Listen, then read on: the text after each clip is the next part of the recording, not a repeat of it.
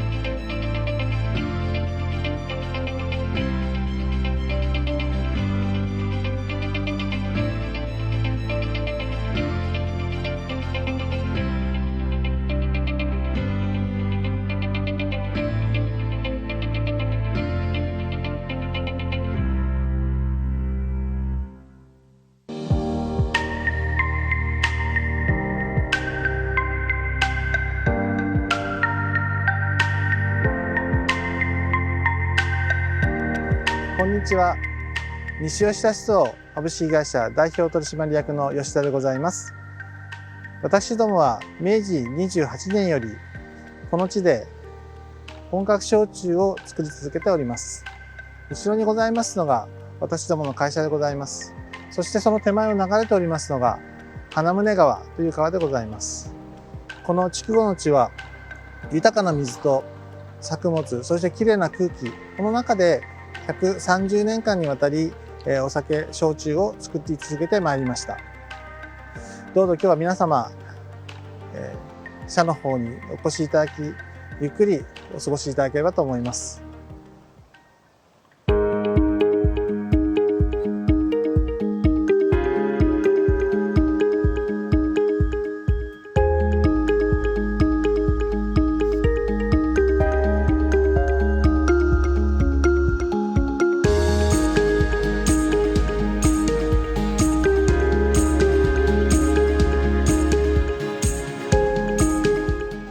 こちらの機械では原料の浸積工程を行っております。このように回転しておりますけれども、これは限定吸水という手法を使って、より正確な吸水率を目指したやり方です。この後に蒸しに入っていきます。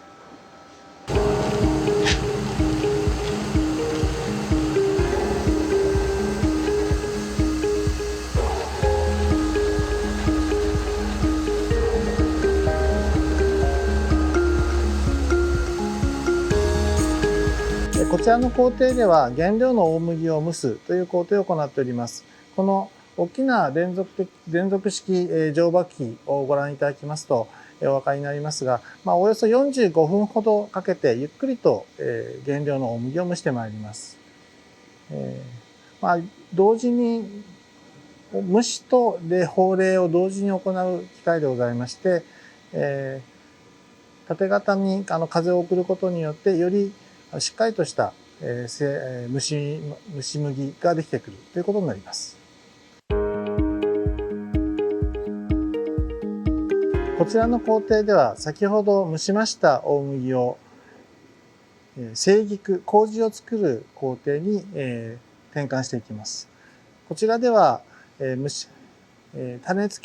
麹をつけまして22時間上段で静置して、その後に手入れをしながら下段で22時間、合計44時間の工程を経まして麹を作ってまいります。ここできれいな麹を作るのが焼酎作りの一番スタートになってきます。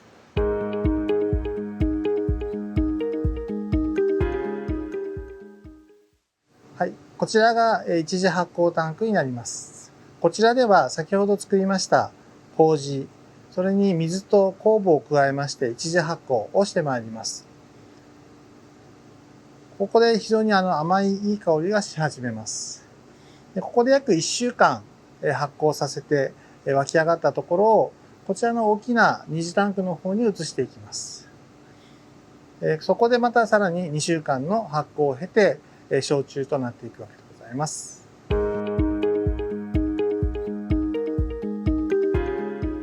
こちらがもろみ発酵タンクになります。こちらでは先ほど作りました麹をまず1週間一次発酵させ、その後原料と合わせて二次発酵工程に入っていきます。私どもの発酵の特徴は4段仕込みでやっているというところでございまして、麹を入れ、そして原料、そしてまた麹を入れて原料ということで4段階の仕掛けになっております。それから約2週間発酵させまして焼酎もろみが出来上がります。この焼酎もろみは28度ぐらいで基本的にコントロールしておりまして、大変香りのよく、しかも発酵状態のいいものを目指して作っています。実際にもろみの香りを嗅いでいただきますと、とても本当にフルーティーないい香りがしています。ちょっと今いくつかのタンクにもろみが入っておりますので、ここでも非常にいい香りが漂っておりますね。ここに来ただけでなんかいい焼酎ができているなということがわかります。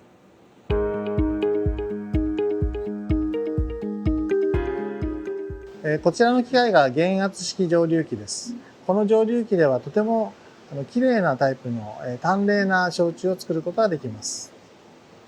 先ほど約1ヶ月かけて作ったもろみをここで約4時間かけて蒸留していきます。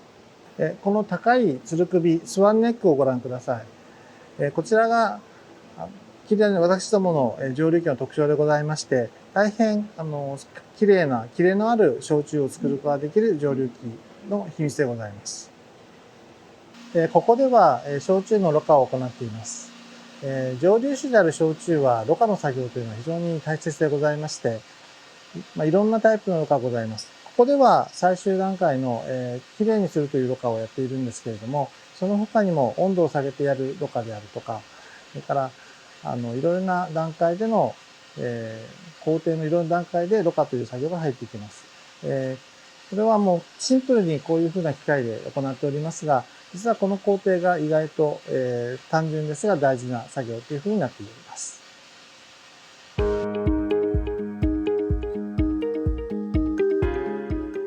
ここまで約1ヶ月をかけて焼酎を作り上げてまいりましたが、実はまだ飲むことはできません。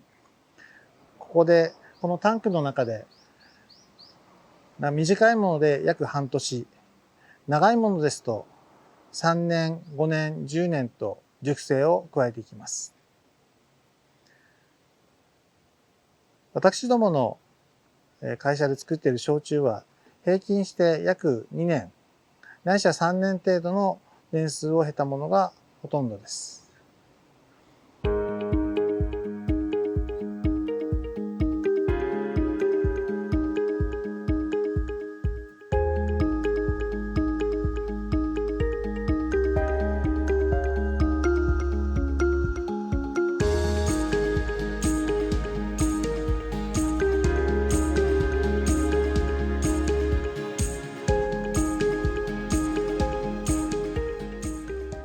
それでは長い間工場の中を見学していただきまして誠にお疲れ様でございました。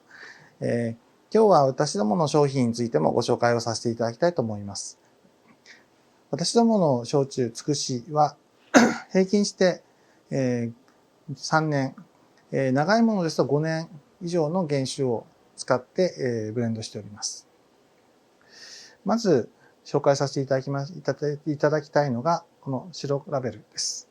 白ラベルは減圧蒸留の焼酎でございまして、非常に軽くてフルーティーなフレーバーを持っております。また、長期貯蔵の過程で木製容器に貯蔵した原酒も使っておりますので、それを、その桜の木のフレーバーが少しあるのが特徴です。この商品は、まず塩焼きの魚、あるいは焼き鳥、そういったものによく合います。続きまして、黒ラベルの方をご説明いたします。このつくし黒ラベルは上圧蒸留の原酒を使用しております。そのため非常に濃純な味でございまして、お料理としては、照り焼きの鶏、あるいは焼き鳥、照り焼きの醤油味のマグロの刺身なんかによく合います。次にご紹介いたしますのが、金太郎でございます。この金太郎は焙煎した大麦を使って作っておりますので、ややビターなフレーバーとから濃純な味がございます。これは主にチョコレートやナッツなんかによく合います。で、あとちょっと作り方が全く違う商品といたしまして、こちらの弱雲箔。これはろ過をせずに作っております。先ほどろ過のご説明の時に非常に重要だというふうに申し上げましたけれども、これはあえてろ過をせずに元々の大麦の味が最大限出てくるような形の作りになっております。もう一つ、こちらが善光寺という商品がございます。これは一時もろみの状態のものだけを蒸留いたしまして作っております。非常に濃厚な甘い焼酎になります。おおよそ以上が私どもの蔵のご紹介になるかと思います。私どもは日本の伝統的な本格焼酎を世界中の皆様にぜひ楽しく召し上がっていただきたいと思っております。日本の麹との文化、そして我々の伝統的な技で作り上げました焼酎でございます。ぜひ一度ご堪能いただきたいと思います。どうぞよろしくお願いいたします。これからも西吉田市長の焼酎をよろしくお願いします。よろしくお願いします。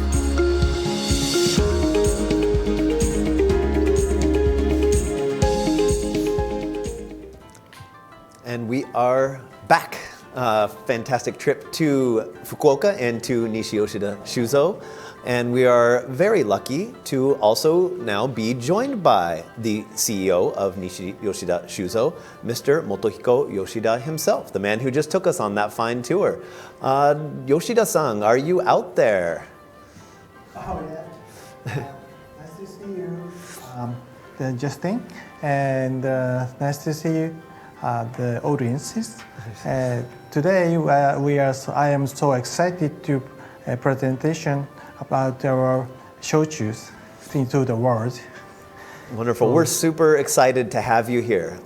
We're excited. Nervous. Not a problem. Me too, to be honest.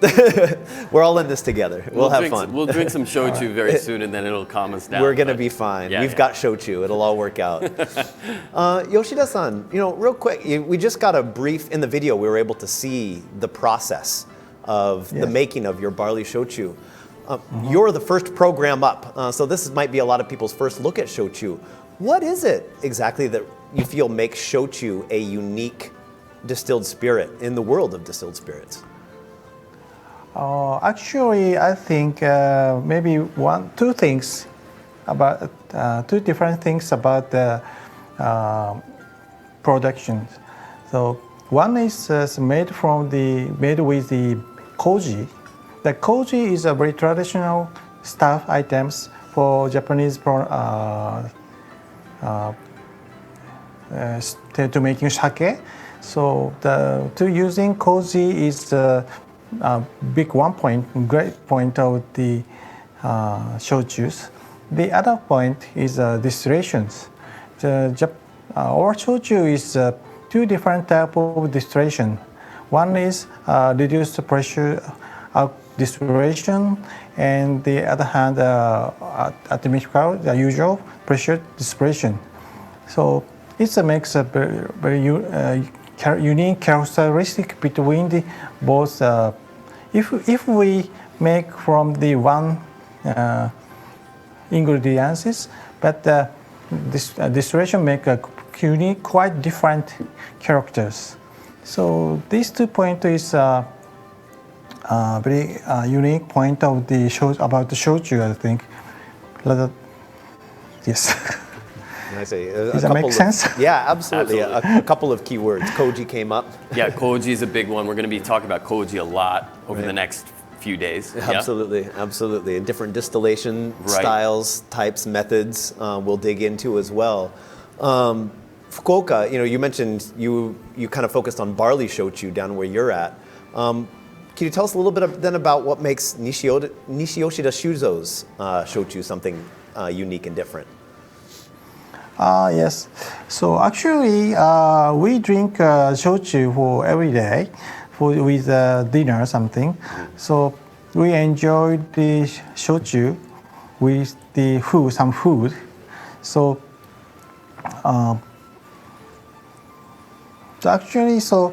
and our in Fukuoka Prefecture, there is a famous place to grow up the berries, so that we made from the berry shochu from the berry, and so we think about to making shochu. It's good for the some food. So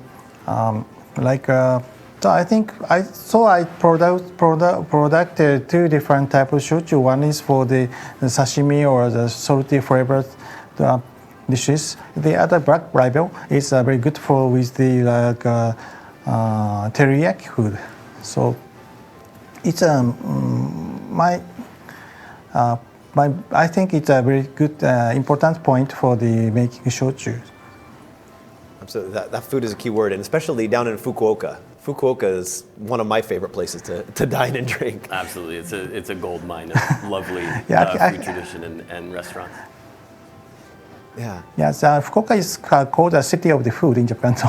Absolutely, absolutely. And I think we've got some folks on the line who have some additional questions for you, who want to know a little bit more about what it is you're making down there. First up, I think we're going to connect with Los Angeles. We've got Mr. Christopher Gomez tuning in from Los Angeles. And so if we can get Mr. Gomez piped in here, I think he's got a couple of questions. Yes. Christopher, are you there? Yeah, can you guys hear me? Yeah, yeah. Hey. Hello. Hi guys. Good to see you this evening where you are. Thanks, and good morning to you. Yeah, thanks for tuning in. Yeah, do you have a couple questions for Mr. Yoshida while we got him on the mic here?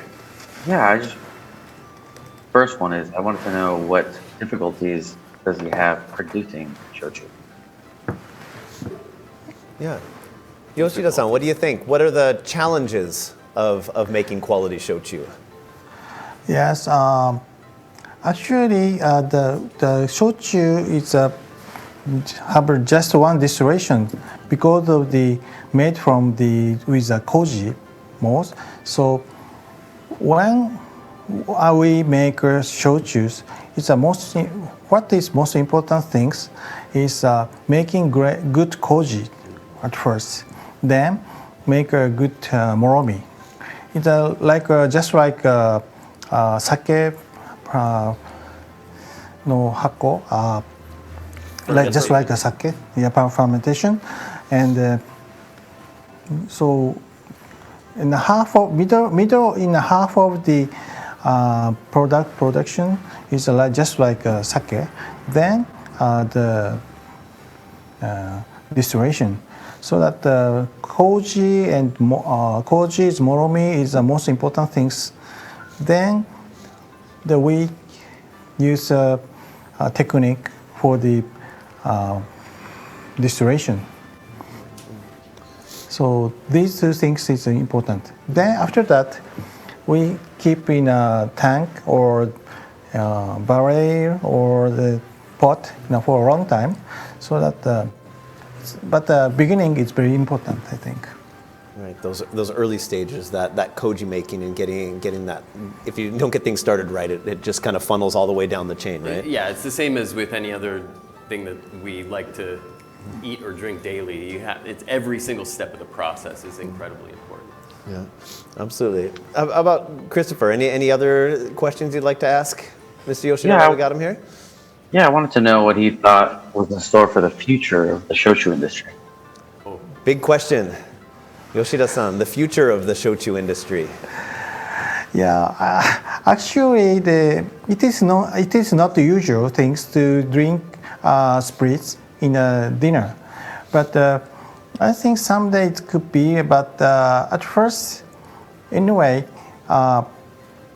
we think the person loves the sake liquors is drink the shochus. I mean, shochu is going to be one category in the whole world. I think it's better. I think it's a question. yeah. It's a tough question. That is a tough question, and I like the answer. I think it is a question of basically teaching people a new way to enjoy spirits. And as Yoshida-san said, yeah, it's not so common to drink spirits when you're having dinner, but that's how Japan does it a lot of the time. So I think it's something that is worth teaching. Yeah, right? It's coming up with a new proposal, right? Not just here is a quality spirit, here's a tasty beverage, but how does this fit into The lifestyle? Right, exactly, Yeah. exactly. And so integrating that in the dining experience is going to be really what sets it apart, probably. Excellent. Christopher, thanks so much for checking in with us here this morning. Thanks, guys. Evening. You have a lovely evening, and we hope to see you back on the island here again very soon. Thank you. All right, we're going to be joined by a guest from Australia. Nice. Ms. Melissa Mills from Melbourne, I believe, is on the line. Melissa, are you out there? Hi, everybody. So Melissa, good morning. You're in the same time zone as us, or at least close to. Welcome. Thanks for getting up with us this morning. Do you have any questions for Mr. Yoshida while we've got him here this morning? Yeah, Yoshida-san, I don't know Hello. much about barley, but I was really interested to know whether there's different types of barley and how that affects the flavor and the ferment. Yes. Hello. I've been in Melbourne one day. But anyway, Melbourne is a beautiful city, I know. Anyway, there is some different type of barley exist in Japan.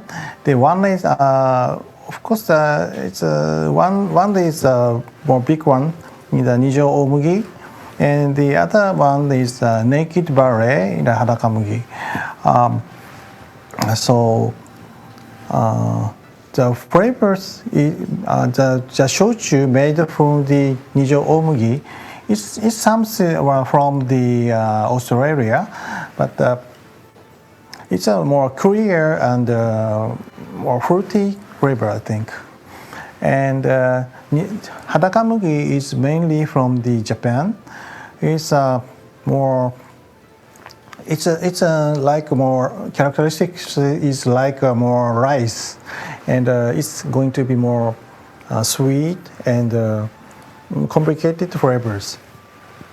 So Yeah, it's interesting. That's a conversation I don't hear a whole lot, right? People break down the different, raw materials, whether it's sweet potato or barley or whatnot, but you don't. That was a really, really good question. Is that something you hear about pretty often when you're in the world of barley shochu?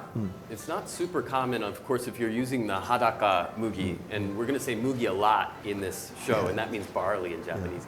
It is often written on the label because that's a prize strain of barley. right? And I said, and being from where they're from, right? Access to fantastic barley is Northern Kyushu. right. Yep. Right, absolutely. How about you got another question out there, Melissa? Yeah, I'm like, I really love the label design, and it just is very, very striking. I'd love to know whether that has a meaning. yes.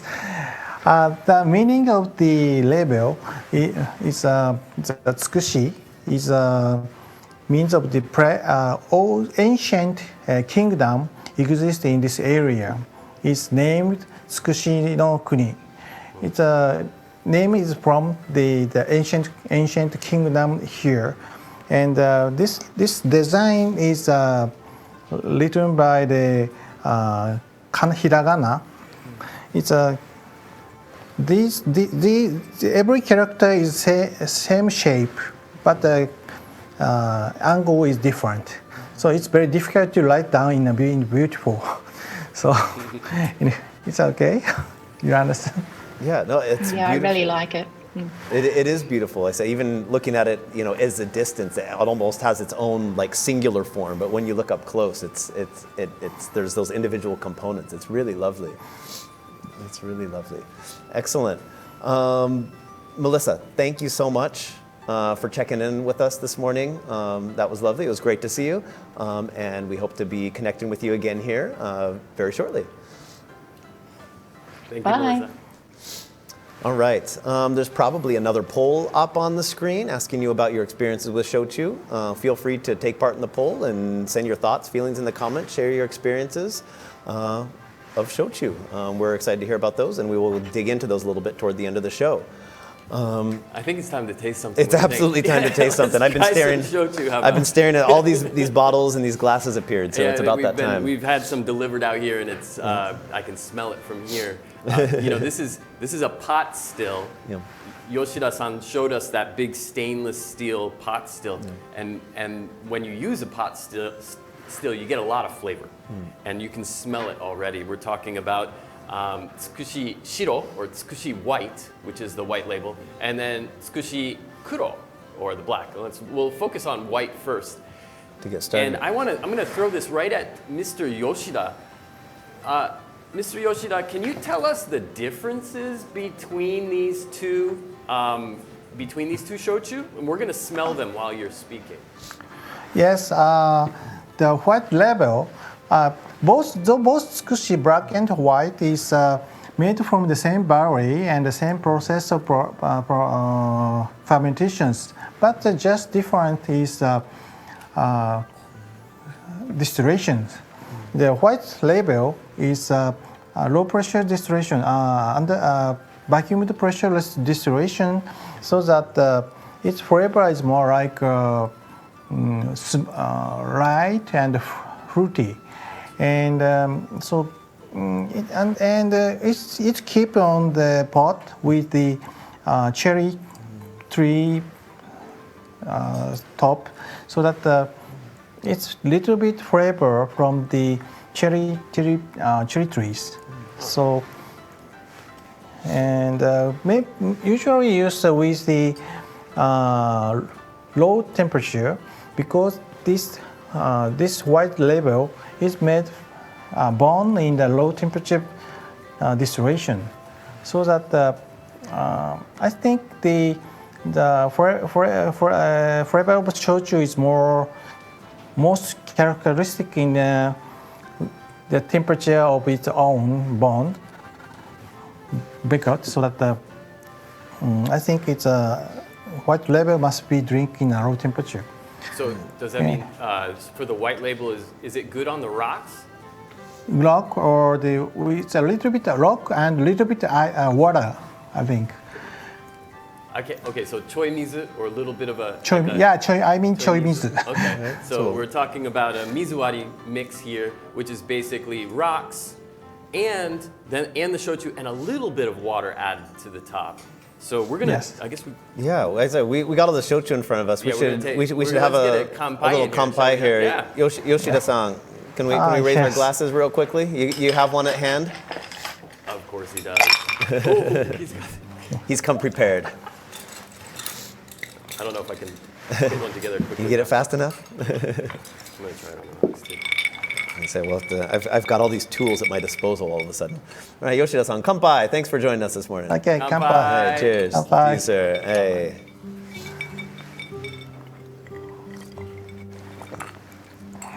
Oh, that's lovely. I mean, shochu is typically 25% alcohol. Yeah. That's the standard ABV, much lower than many other world spirits. Great with food in that sense. Also, the alcohol doesn't knock you. It doesn't singe. It doesn't burn. Plays well with food again. Yeah. And this is the vacuum distillation brand, the white label, and it means that it's boiled at a much lower temperature inside the still, which means you get a much lighter treatment, much fruitier, more floral treatment of the ingredients. In this case, barley. Yeah, I said the aromas on this are much more subtle than the black, but there's a lot of depth and a lot of richness in the profile. I was impressed. There was a beautiful gap between what was on the nose, and then what I actually experienced. Gotcha. Yeah, it was really, really nice. And Mr. Yoshida, how should we drink the black label?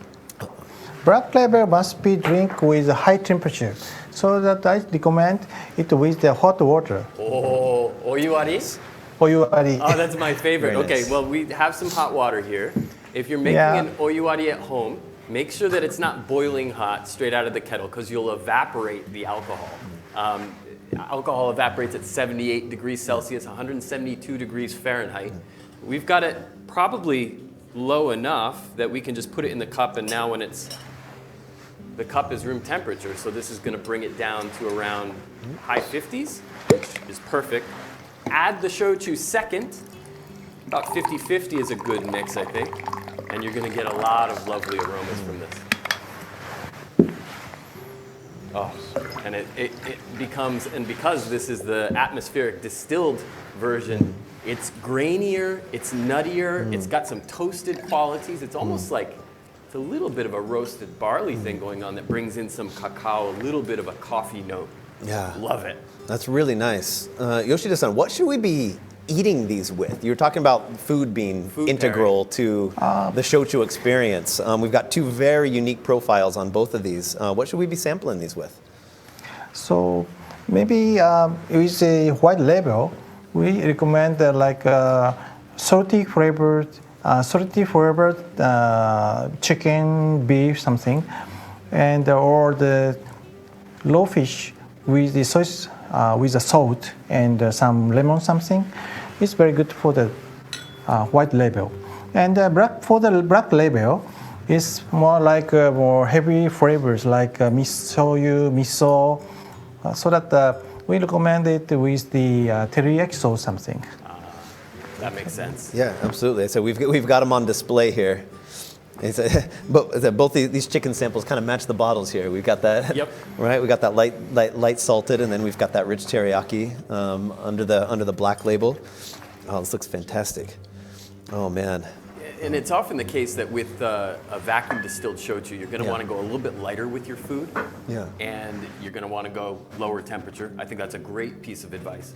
And with the atmospheric distilled shochu, because it's got more body, more character, Yeah. it can stand up to heavier preparations and sauces. And then also it plays very well with heat. Yeah, absolutely. Yeah, both in the glass as well as on the plate. These are really nice. Mr. Yoshida, how about the availability of these products in the United States? These are available overseas? Yes. Which, Yes, both are available. Which company? which markets? Distributor is which market? In Los Angeles and New York and San Francisco, and surround area, I think. Some of the big cities. Excellent. Yeah, they're getting out there. Have you been distributing your shochu overseas or internationally for several years, for a while? Yes, almost maybe 10 years something.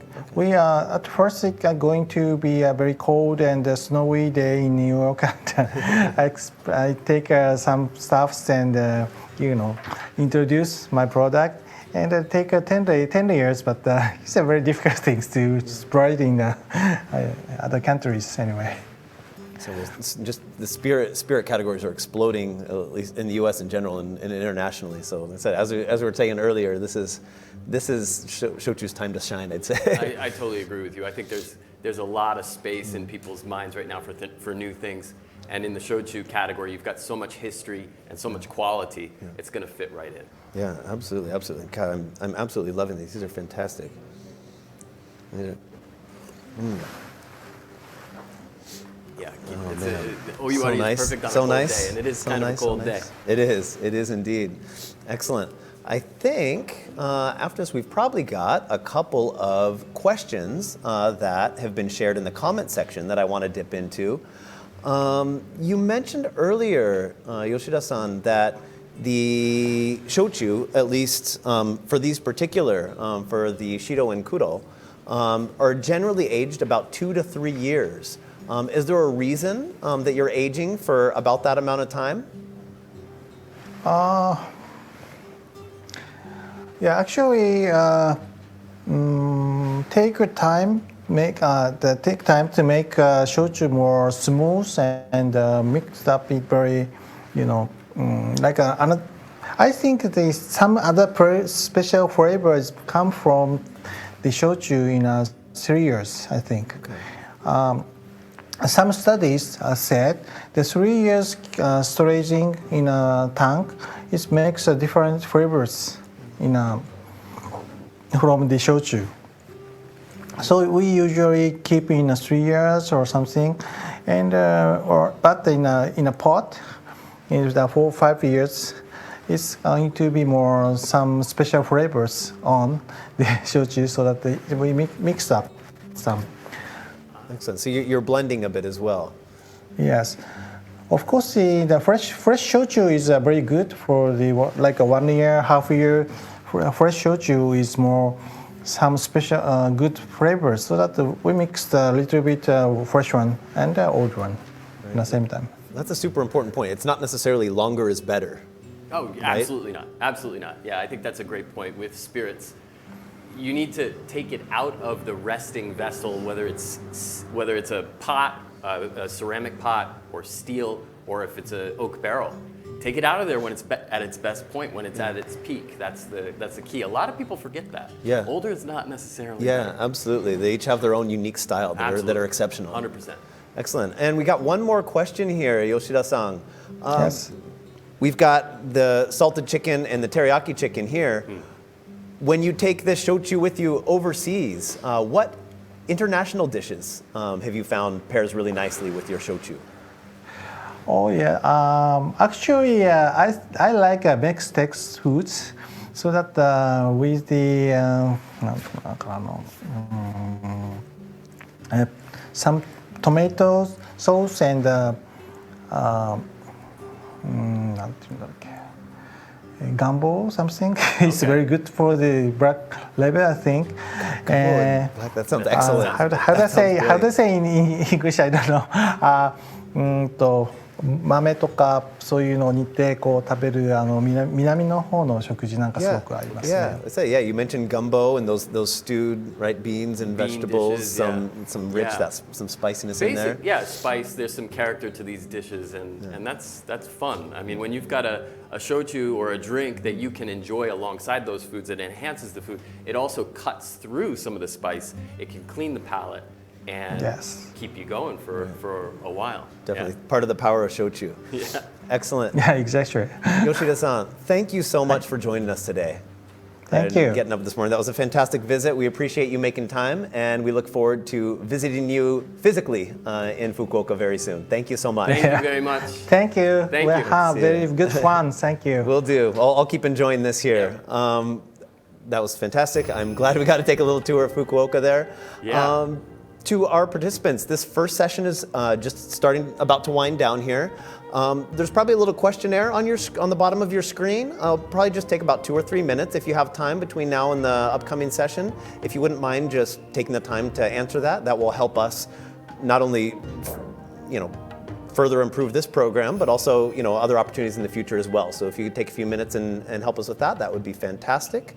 Otherwise, we've got another tour coming up about 10 minutes after this one, where we will be visiting the Shinozaki Corporation, also in Fukuoka.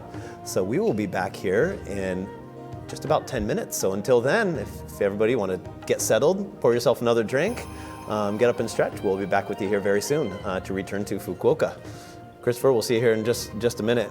Yep. Well, I'll keep nursing this here in the meantime. Yep. Keep ourselves warm. See you soon. All right. Thanks for joining us, everyone. We'll see you here very shortly.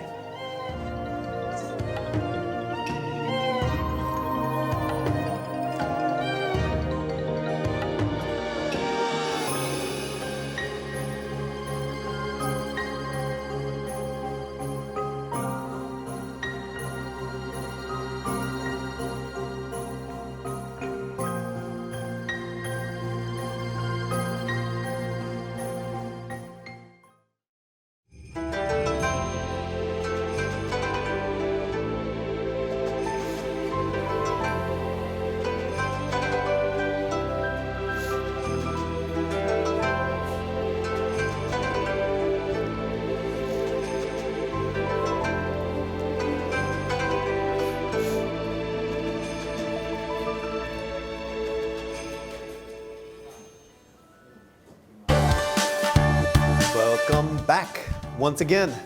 Part 2 for some of you out there who are either getting up early or staying up late with us to join the Sakagura Virtual Tour 2021.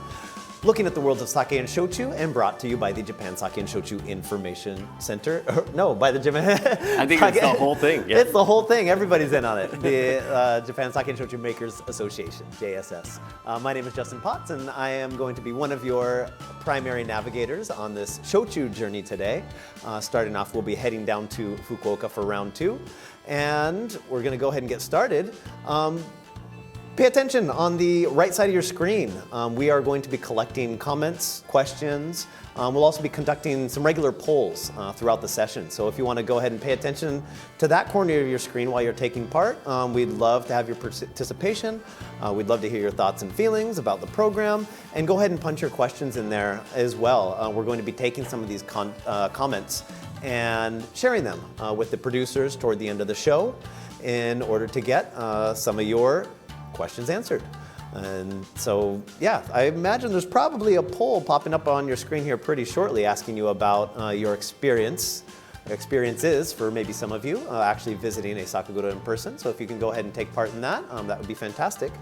For our second trip to Fukuoka this morning here in Japan anyway, we're going to be visiting the Shinozaki Corporation down in Asakura City. And these ladies and gentlemen, are fantastic producers of really great Honkaku Shochu and an array of distilled spirits. And to dig into that world, I have back with me Shochu Pro and Mr. Awamori Extraordinaire, Christopher Pellegrini. Thank you very much for having me back again. And hello everyone, Christopher Pellegrini at your service.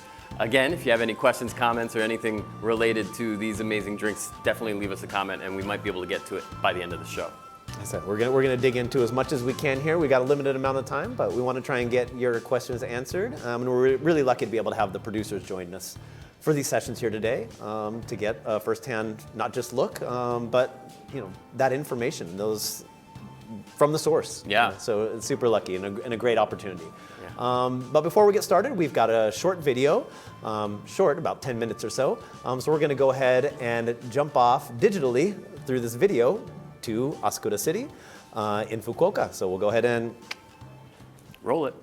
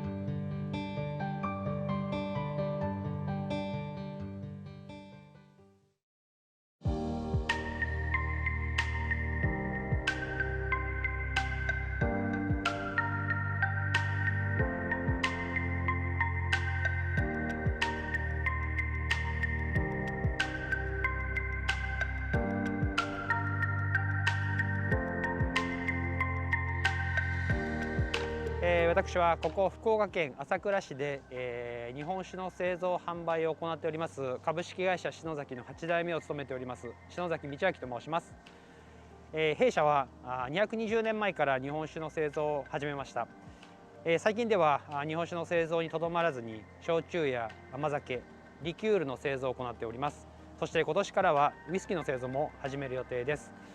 私たちの会社のモットーは今の現状にとどまらずに新しいことにどんどん挑戦していこうということを目標にしています。どうぞよろしくお願いいたします。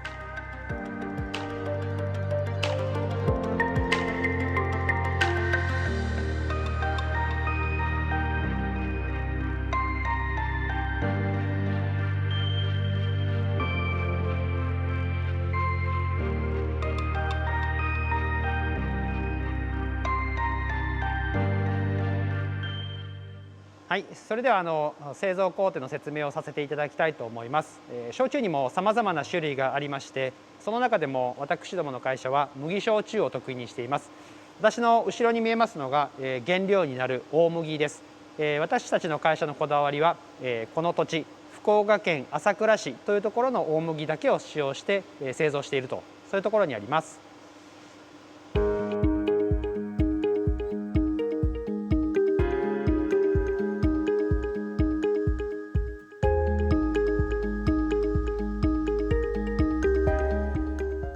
こちらに見えますのが先ほどご紹介した原料となる大麦を洗って、それから蒸しの工程を行う機械です。こうぐるぐる回りながら洗米を行い、そして蒸し上げを行います。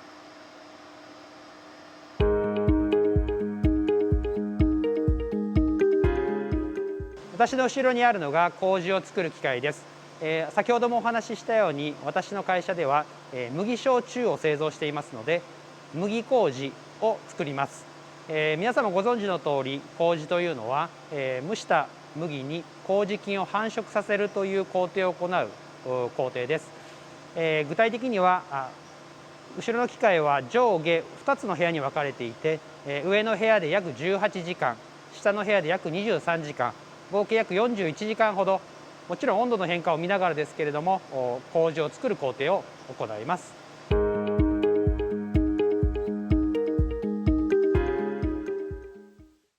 私の後ろにありますのが蒸留機です。向かって左側にありますのが4キロのもろみを処理できる蒸留機です。向かって右側にありますのが2キロのもろみを処理できる蒸留機になります。私たちの会社は樽熟成の麦焼酎を得意にしておりますので、とても珍しいことなんですけれども、蒸留を2回行います。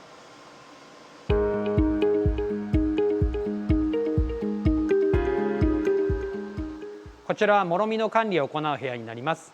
私の手前にありますのが一次仕込みを行うタンク、そして私の後ろにありますのが二次仕込みを行うタンクになります。一次仕込みは目的としましてはですね、まず初期のアルコール発酵を促すために小さな仕込みを行って、アルコール発酵を促す工程になります。二次仕込みはさらに規模を大きくをして、アルコール発酵をよりダイナミックに行う工程になります。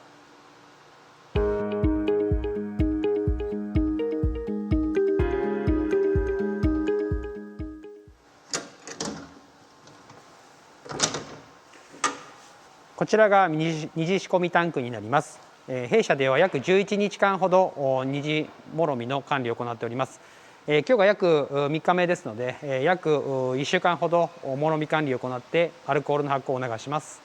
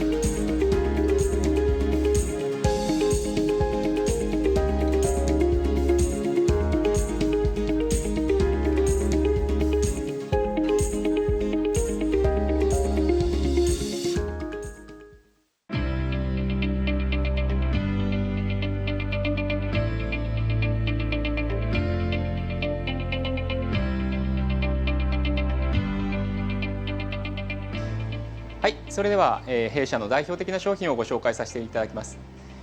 こちらから、長期熟成麦焼酎雅の時、長期熟成麦焼酎1000年の眠り、あとは上圧麦焼酎麦一根という商品になります。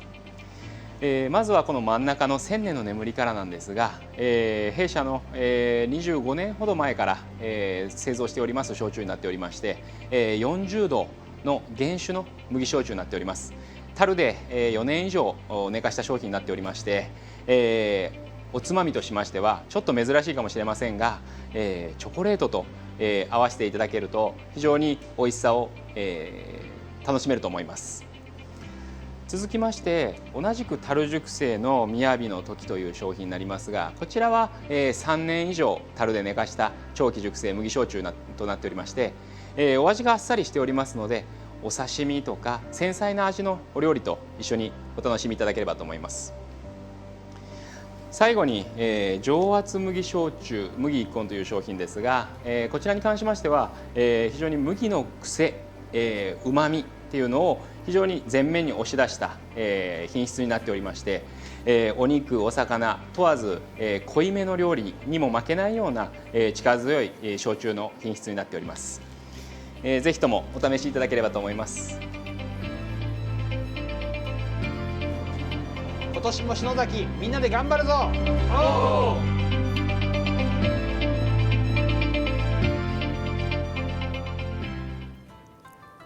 And we are back from Fukuoka. We just took a quick little hop, skip, and a jump down to that corner of Japan. It's not that far. It's actually not that far. You would be shocked at actually.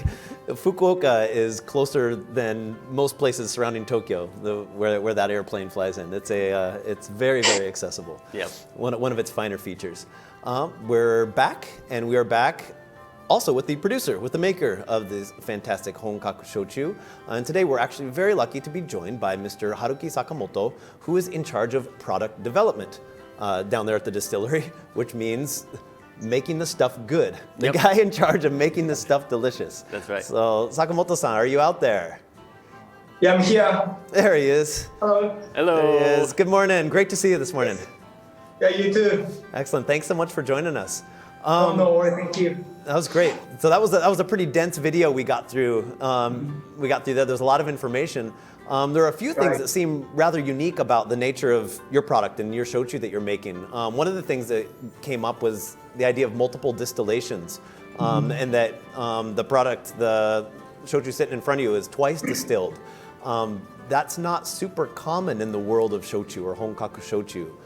Can you tell us a little bit about that? Sure. So normally shochu is only distilled once.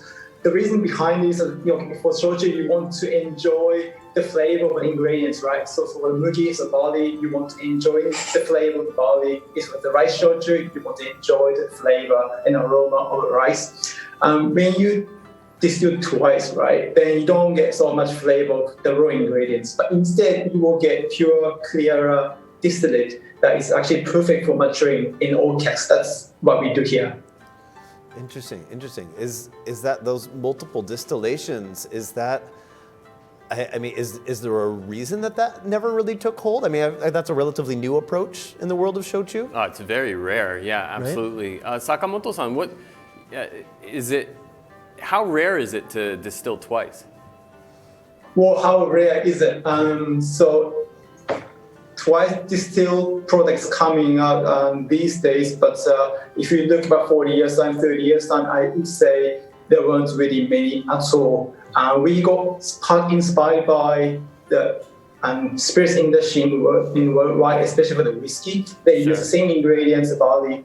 For barley shochu, we also use the same ingredients. And we thought, okay, we only need this once. Why can't we, do twice or even 3 times like Ireland? By doing twice, you get a really nice smooth flavor that you normally get from the whiskey. To answer the question, I guess it's coming up these days, but you still don't see many. Sure. And another thing that's important to note is that, like sake, when you ferment a koji-based spirit, you have incredibly high mash alcohol levels. So just like in the sake world, you don't really always need that second distillation. After one distillation, you've already got a spirit that's up in the 40% ABV range. So many times it just wasn't necessary. Yeah. And so then I guess by doing that, then Sakamoto-san, the flavor, the profile you're creating a shochu for a new space in the market, essentially, right? I mean, this That's is correct, yes. Yeah. What's the proposal then look like for for something like this? Where do you envision people drinking or enjoying the shochu?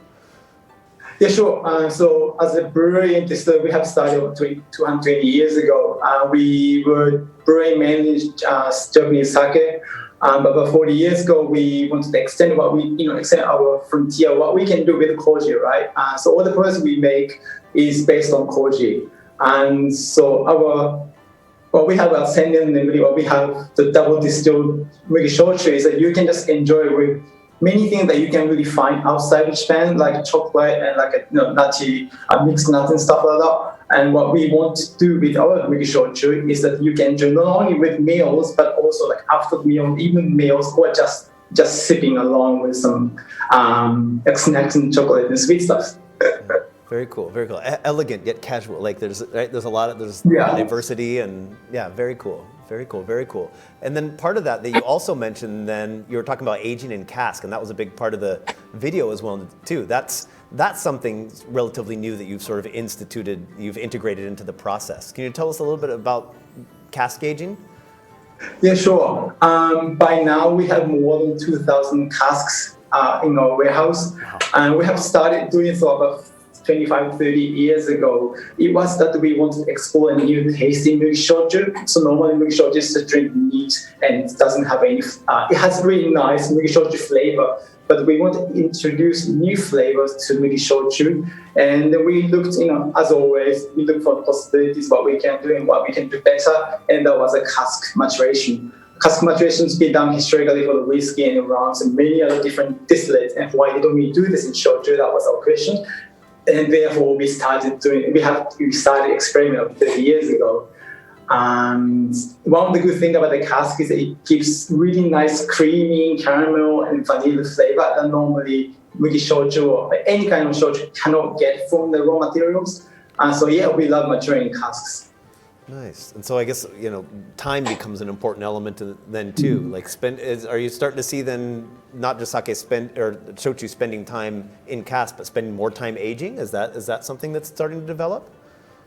Yeah, the time is a massive influence on the flavor profile. If you mature for 2-3 years, still, it also depends on if you use a new cask or older cask. But the time 2-3 years doesn't give the shochu so much taste yet.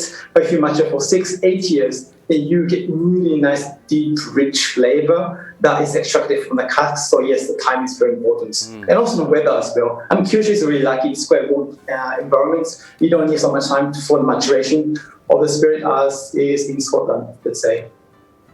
Sure. It is much warmer. Yeah. It's kind of like subtropical almost in terms of the climate there. Yeah, absolutely. I've heard that conversation is right. A lot of times, a lot of long-term aged spirits. A lot of times, people associate those with spending 10+ years. But sort of the nature of what's being produced and the climate and the environment that it's made in, you can actually get equally vibrant, dynamic shochus and spirits, in relatively less time than what you see in some other categories.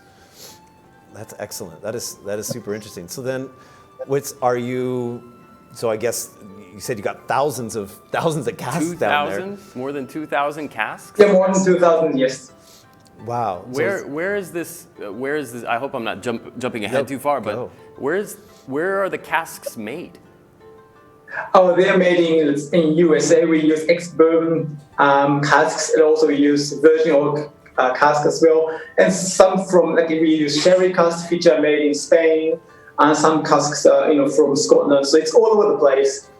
We import them to Japan and we experiment with them.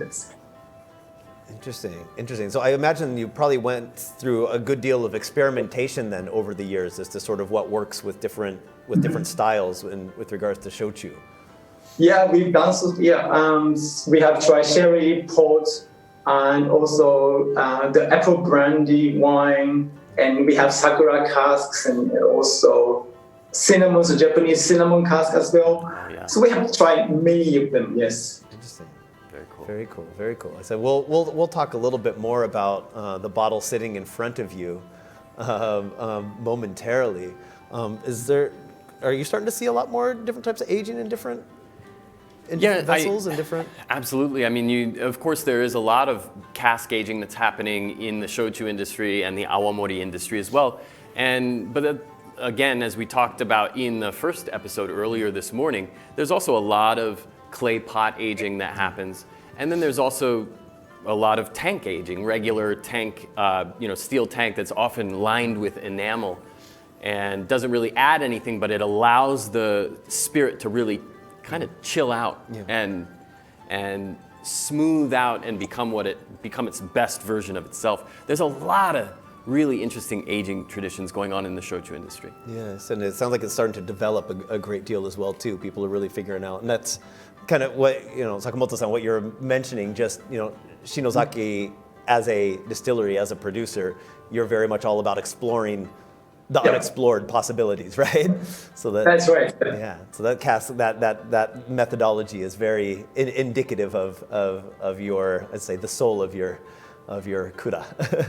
Excellent. Well, we've got a couple of calls coming in. We've got some panelists that are tuning in with us from overseas. Our first guest is tuning in with us from Firenze, Italy, which means that this gentleman has stayed up late to check in with us this morning. It is Yeah, really I said we had some folks from the U.S. and Australia before, so they were a little closer to our time zone. Giovanni, great to see you this evening where you're at. Thanks so much for joining us. Thank you from deep of the night in Italy. Wonderful. Do you have some questions for Sakamoto-san while we've got him here in studio? Yes, and I would like to say thank you to the producer. And I saw that the Shinozaki Brewery produce both Japanese sake and shochu.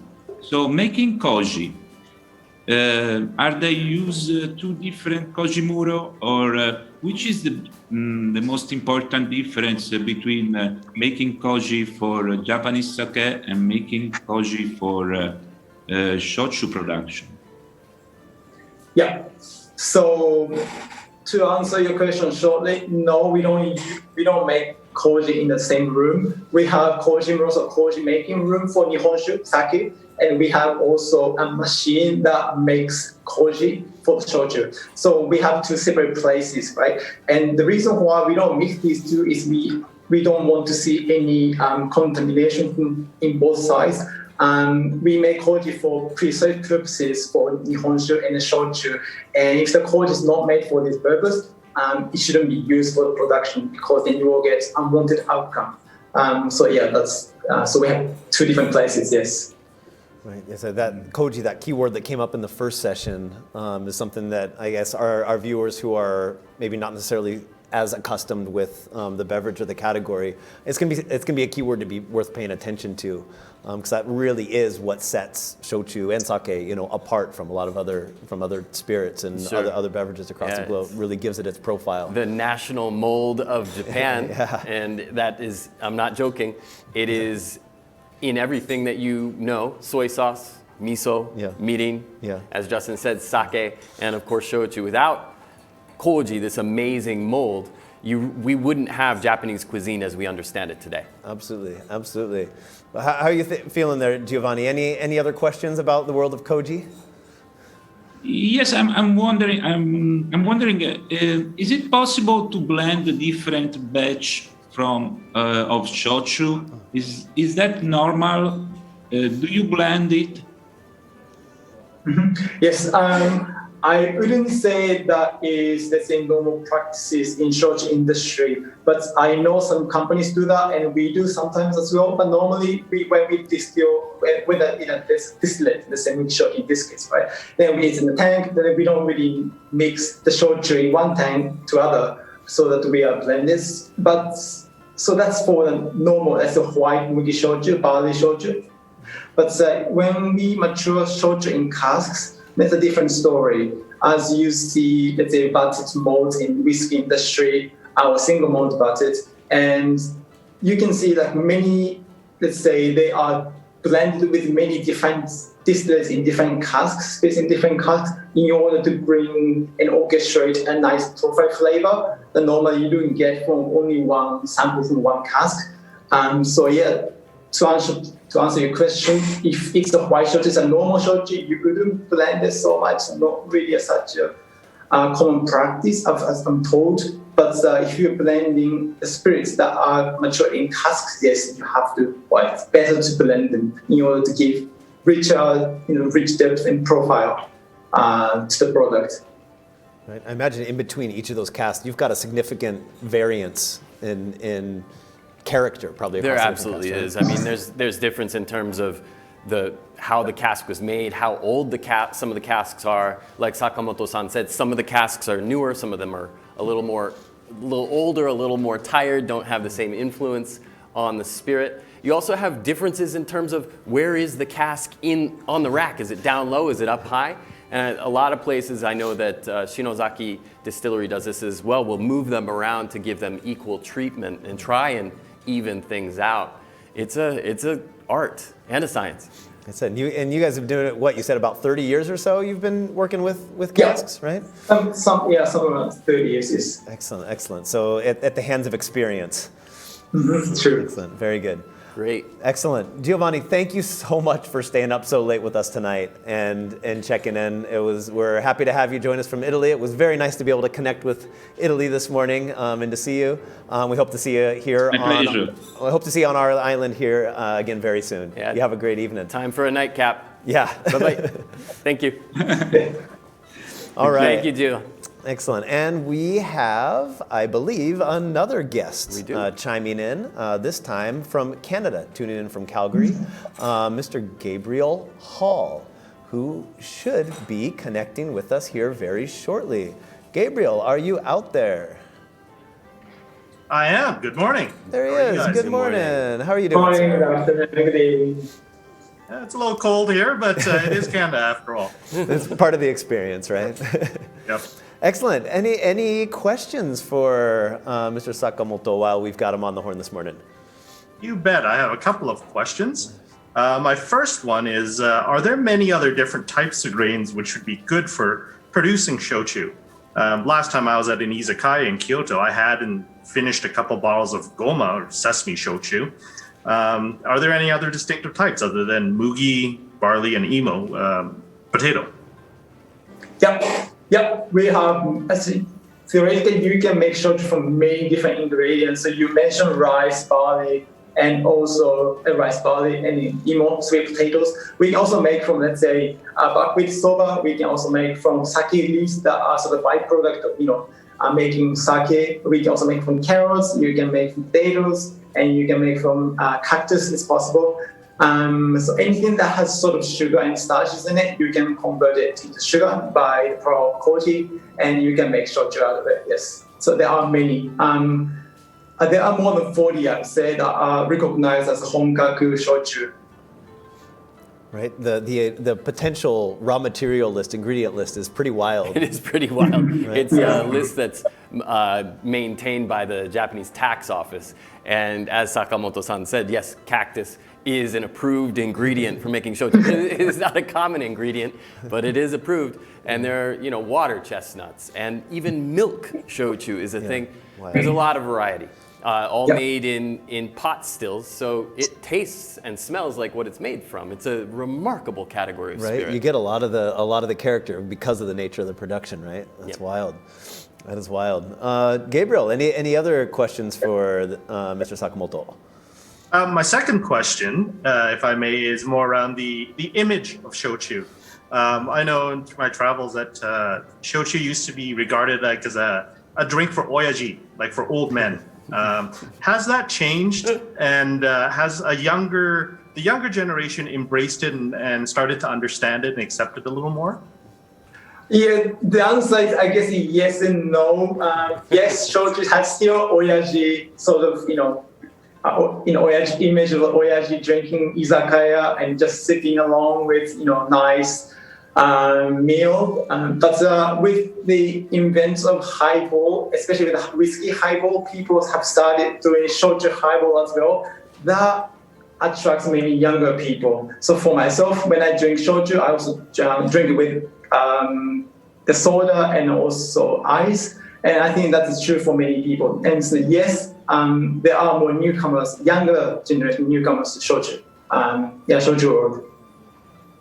Right, so it's kind of a combination of the product, the nature of the liquid diversifying, and then also the means through which it is served and enjoyed is sort of expanding and taking hints from other categories and things. I think you're right. Sakamoto-san, would you consider us to be oyaji? No, I wouldn't. I said no. You guys are elegant. In a nice shape, you don't be oyaji here. No. He's being very diplomatic. I appreciate that, Sakamoto-san. No. Excellent. I said, yeah, that's a line I have to draw. 'Cause then I can start, getting into other drinking styles that, that resonate. I can, keep in tune with the times that are appropriate, right? Right. Excellent. Gabriel, thank you so much for chiming in with us today. It was a pleasure having you on the show, and nice to see a bit of Canada. Cheers, gentlemen, and thanks for having me on. Thank you very much, absolutely. Gabriel. Thank you so much. Cheers. Take it easy, Gabe. Yeah, cheers. For those that are out there tuning in, there's probably another question popping up for you on your screen, asking you a little bit about your experience with shochu. What do you usually dine on when you're sipping on shochu? So if you want to go ahead and take a moment to plug an answer in there, that will help us out a lot. And in the meantime, beverages appeared in front of us, which is what we are keen to delve into here. This is, of course, Sennen no Nemuri, which is, I think it's safe to say, probably one of Shinozaki's best-selling products. And it is, as you can see, I don't know if you can see this, it has a little bit of a color to it. Sakamoto-san, how much time does this spend in an oak cask? It spends at least 4 years, but so it has to spend at least 4 years in our casks. But we also use, let's say, the longer matured, let's say, the distillate as well, so the spirit as well, in order to keep the balance of the profile and have the constant flavor profile. Gotcha. Well, this is smelling really, really nice. Can we get a kanpai in here? Yeah, if you have a glass in hand there, or at hand, Sakamoto-san, you got something nearby? As well. You have a glass? A glass, a bottle, anything handy? Oh, perfect. Excellent. Excellent. Hey, kanpai to you, sir. Kanpai. Cheers. Cheers. Kanpai. Hey, absolutely. Oh, yeah. Oh, that's brilliant. Oh, wow. See, this is the amazing thing about when you cross cask aging with shochu. Yeah. It's really amazing because you have the effect of the koji, which is really, really apparent. Very pronounced. You get the barley. You can really taste the barley. Then you get these light sweet flavors and aromas. You get a little bit of vanilla and cherry in there. It's really interesting. It's got a lot of depth. You get layers of complexity that you just do not find in other categories, in other spirits. I mean, we're lucky we have shochu around us all the time, just as the nature of being here. But seriously, anytime a glass shows up, like, it's a surprise every single time. Yeah. Like, there's just layers of depth that you just do not encounter in anything else. It is really amazing. And even on the rocks, and when it has a little bit of color to it, oftentimes people are going to put it on the rocks, or maybe make a highball, which is a great idea. Yeah. And it's, even when it's cold, which often tamps down aroma, this still has a lot going on, which is a testament to how well this is made. No, that's brilliant. That is impressive. How would we pair this? What kind of food goes with this, do you think? Well, I think I mentioned this a bit earlier. I really like this having with almond and cashew nuts. And also, if you are from Europe, let's say you have marzipan, that really tastes great. This almondy flavor, and also chocolate as well. It's not too sweet chocolate, like a bit bitter chocolate, like 70% cacao, stuff like that. That's just perfect. It just goes very well. I've got cashews at hand, so I'm gonna go ahead and sample here because I can. Apologies if you can hear me chewing. Yeah, this is the amazing thing about shochu, is that it's really an eminently pairable food, or a drink. I'm sorry, it pairs so well. Even 40% on the rocks. Of course, you're going to want to have some food with some real character. But I said, well, it gets back to that sort of diversity that you were talking about as well too, just in the nature of sort of Shinozaki Distillery's approach. You're taking different elements from different worlds and layering those in just nuanced ways. It's really this is really exceptional. It's really great. So, real quick, I just kind of want to chat with you a little bit about this. So you guys down there, you make not only shochu. It came up in the earlier question. You're making sake, amazake. I know is a big part of what you do. Other types of liqueur spirits. How did that all come about? Tell us about the nature of what it is you're up to down there. Yeah, sure. As I mentioned earlier, our brewery started 220 years ago. It was a sake brewery, and we were specialized in making sake and also koji. And as Christopher mentioned, koji can be used for many different things: soy sauce, mirin, and miso. Actually, we have just a soy sauce manufacturer just down the road here. Right. So we have a really rich culture of koji. And we've started. So we were just making sake, right? And we've started to explore what we can do with koji. And turns out, shochu you can make from koji, and turns out you can make amazake from koji, and liqueur as well. And our 7th generation, 6th generation base, wondered why are we not doing this, right? When we can do it, when we can create really nice koji, we should make shochu, we should make other products, and that will benefit many people, and that will be also good for Japanese culture as well. And not only that, shochu, and you can use a shochu for making, let's say, gin, craft gin. We have been developing our craft gin as well. That's something that not many people recognize from shochu industry. Right. When we want to bring shochu to overseas, not only we bring shochu, but we also bring something that they are familiar with. In this case, gin, right?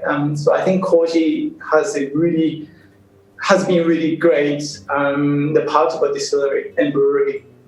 Very cool. I mean, you guys have just you've doubled down on what it is that's at your disposal that's unique to what you have available and unique to Japan and the character. And that's one thing that Shinozaki Distillery does really well.